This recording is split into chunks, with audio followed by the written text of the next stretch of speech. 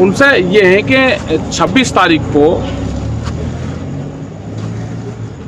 पूरा 6 महीने हो जाएंगे और सरकार को 7 साल हो जाएंगे। 26 तारीख को ही सरकार बात नहीं मान रही। 6 महीने आंदोलन को चलते हुए हो गए। दिल्ली को बहुत बॉर्डरों से घेर कर रखा है। सरकार नहीं बात मानेगी तो ये निर्णय संयुक्त मोर्चे ने लिया कि ब्लैक डे मनाएंगे। 26 तारीख का काला दिवस मनाएंगे। काले झंडे अपने घरों पर लगाएंगे, अपनी गाड़ियों पर लगाएंगे, अपने ट्रैक्टर पर लगाएंगे और 10-11 बजे के आसपास सुबह किसी भी टाइम जिसको टाइम मिले वो अपने गांव में, अपने चौराहे पे, अपने शहर में कहीं पे भी सरकार का पुतला दहन करेगा। ये निर्णय वहां पे लिया गया है क्योंकि सरकार बात नहीं मान रही। कोरोना काल है, बड़ा प्रोग्राम दूसरा नहीं कर रहे, इसलिए ये है कि 26 तारीख को 6 महीने हो जाएंगे तो काला दिवस मनाया जाएगा। तो ये किसानों के गुस्से का इजहार है कि जिस तरह से सरकार बात नहीं मान रही। पहला आप कहते थे कि सरकार मिल नहीं रही और अब तो सरकार बोल भी नहीं रही। मिलने के साथ साथ सरकार कहीं बोल देती थी, मिल भी नहीं रही। तो इस तरह के सांकेतिक विरोध से आप मानते हैं कि सरकार पर दबाव बनेगा? हाँ, तो बिल्कुल दबाव बनेगा।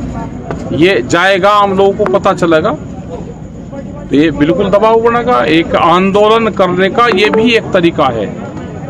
तो अलग अलग तरीके इस आंदोलन में अपनाए जा रहे। तो ब्लैक डे का भी एक आंदोलन का तरीका है और उस आंदोलन के तरीके को हम अख्तियार करेंगे, सरकारों तक अपनी बात पहुंचाने का काम करेंगे। आप हमेशा बहुत सशक्त अपील करते हैं, तो इस बारे में भी आपने किसानों से क्या अपील की है? किस तरह से लोगों को संदेश भेजा है? क्या तरीका किसान संगठन अपना रहे हैं? वर्चुअल मीटिंग भी कर रहे हैं, आपस में व्हाट्सएप ग्रुप पे बहुत लिटरेचर भी भेजा जा रहा, तमाम पोस्टर भी भेजे जा रहे। तो अब किसानों से किस तरह की अपील है और आगे आंदोलन को किस तरफ ले जाना चाहते हैं आप लोग? आंदोलन शांतिपूर्ण तरीके से रहेगा, चलता रहेगा। आंदोलन लंबा चलेगा तो किसान उसकी तैयारी जरूर करे। अपने खेत पे जैसे ध्यान देता है उसी तरह का ध्यान अपने आंदोलन पर दे। जो पोस्टर भेजे जा रहे हैं उनको पढ़े, जो गाइडलाइंस है उसको पढ़े और शांतिपूर्ण तरीके से जो जहां पे है वहीं पे ही प्रदर्शन करें। वो इसका हिस्सा बने आंदोलन का और जब ही सरकारों तक ये मैसेज जाएगा।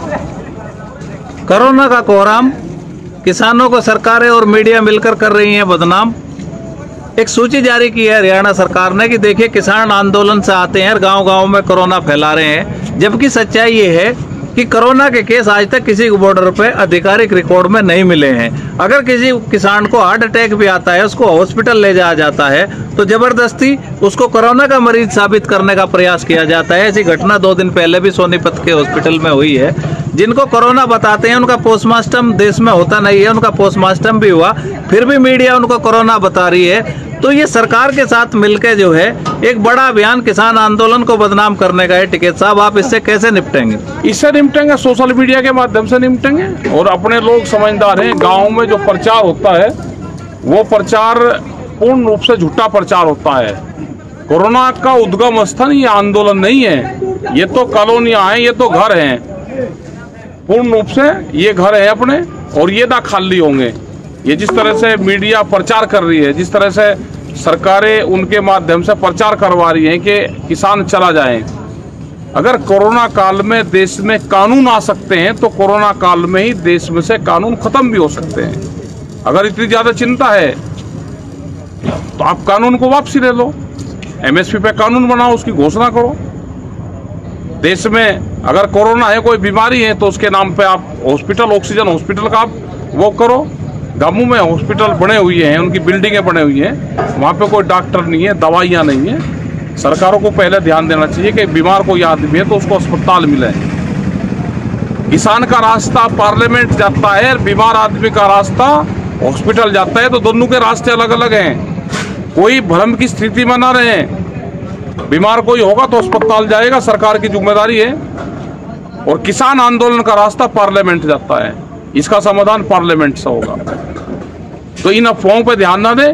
सरकार है, बदनाम करने की कोशिश करेगी, ये भी एक सरकार का षड्यंत्र है, उससे बचना है हमको।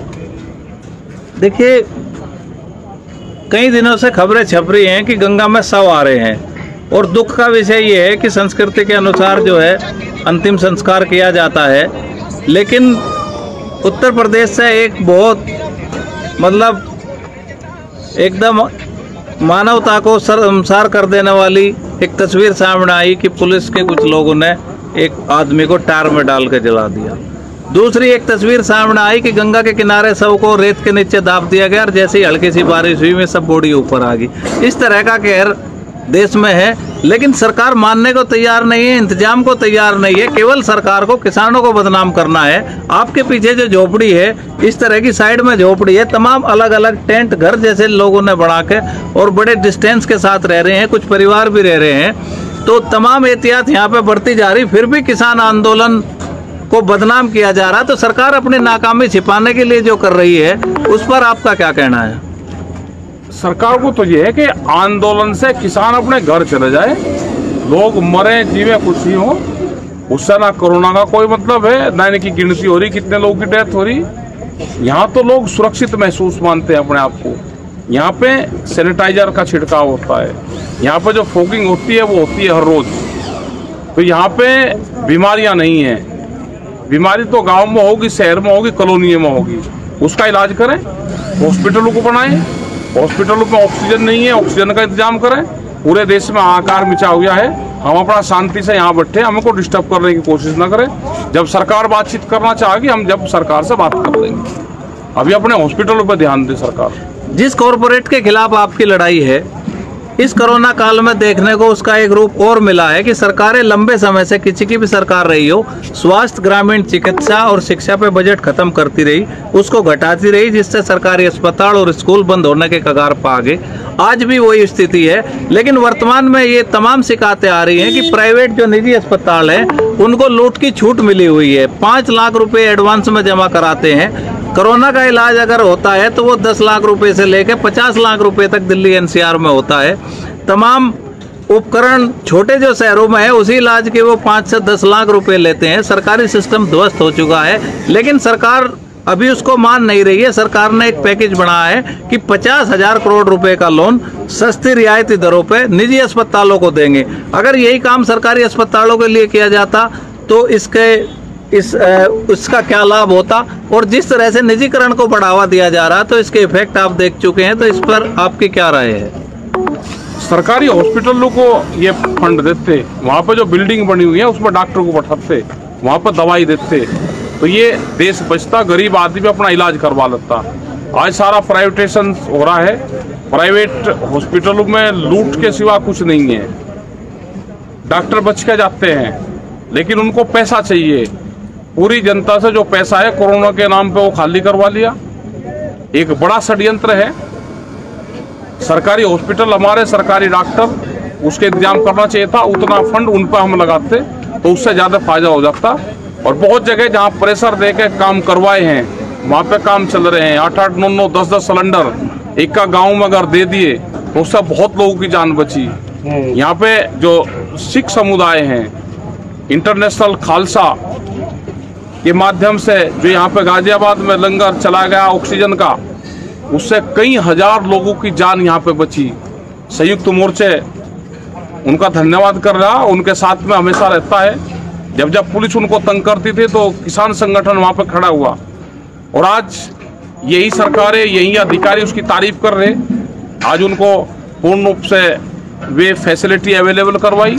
अगर वो पहले से ही करवा देते तो बहुत लोग ऐसा है कि जो इसमें योगदान दे सकते हैं। बहुत जगह हमने अपने सिलेंडर भिजवाए तो उन सिलेंडरों से लोगों की जान बची है।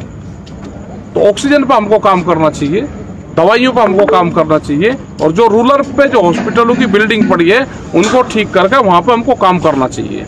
आपदा के समय चाहे कोई सरकार हो, अगर हमारे आसपास या कहीं भी दुनिया में कोई आपदा आती है तो सरकारें एक दूसरे की मदद करती हैं। लेकिन हिंदुस्तान में बहुत सारी तस्वीरें और खबरें इस तरह की आ रही कि मदद करने वालों पर ही मुकदमा लिखा जा रहा, चाहे वो सिविल सोसाइटी हो या किसी राजनीतिक दल के लोग हो। उनसे क्राइम ब्रांच पूछताछ करती है, उनकी एम्बुलेंस बंद कर दी जाती हैं और तमाम ऐसी दिक्कतें पैदा की जाती हैं। उन पर ऑक्सीजन स्टोरेज के मुकदमे लगते हैं। तो इस पर सरकार की क्या मंशा है? सरकार की मंशा ये है कि लोगों को मरने दो। ये हो सकता है किसी दवाई का ट्रायल हो रहा हो, ये समझ में नहीं आ कि लोग मर रहे हैं और सरकार पूर्ण रूप से चुप है। लोगों को मरने के लिए छोड़ दे। अगर कोई मदद करता है तो उसे कहे कि ना इसकी मदद मत कर, उसके ऊपर मुकदमा लिखा जाता है। तो पहली बार देखने को मिला।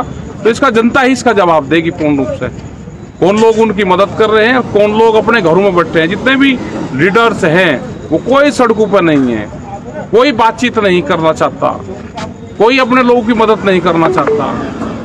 गरीब आदमी अपने मरीज को लेके और हॉस्पिटलों की ठोकरें खाता फिरता है, उसको कोई इलाज नहीं मिलता। तो यह है कि सरकारों को शर्म आनी चाहिए और भारत सरकार को इस्तीफा देना चाहिए।